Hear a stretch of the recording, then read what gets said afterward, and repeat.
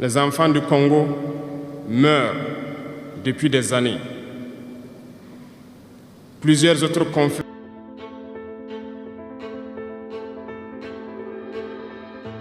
J'ai été désagréablement surpris lorsque l'Éthiopie, qui abrite donc le siège de l'Union africaine,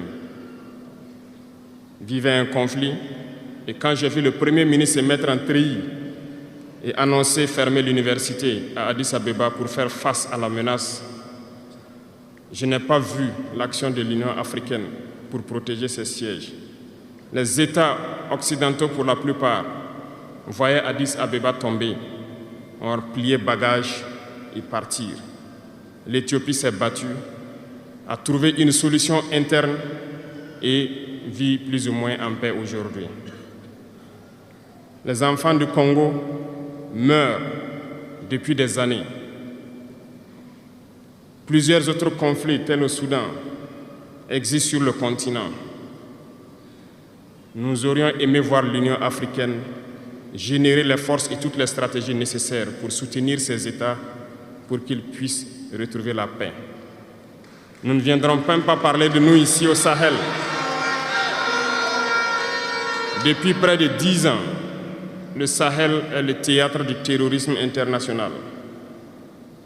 Mais nous ne voyons aucun soutien de ces organisations pour trouver une solution à ce problème.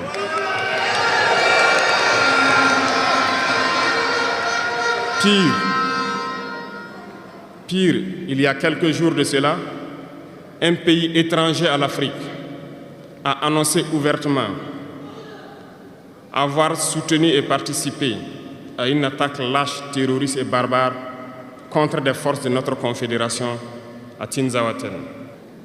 L'Union africaine n'a pipé aucun mot pour condamner cette ingérence d'un État extérieur à l'Afrique dans les affaires internes de nos États.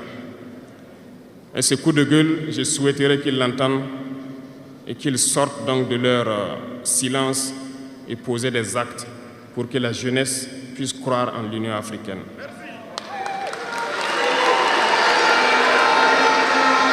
Il nous faut nous unir.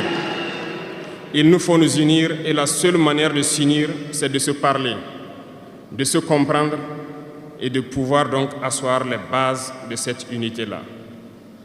Et jeunes, laissez-moi vous dire que pour s'unir, il y a 3 mots, 3 grands vices qu'il faut bannir de nos comportements et de notre vie. Je parle de la lâcheté, la traîtrise,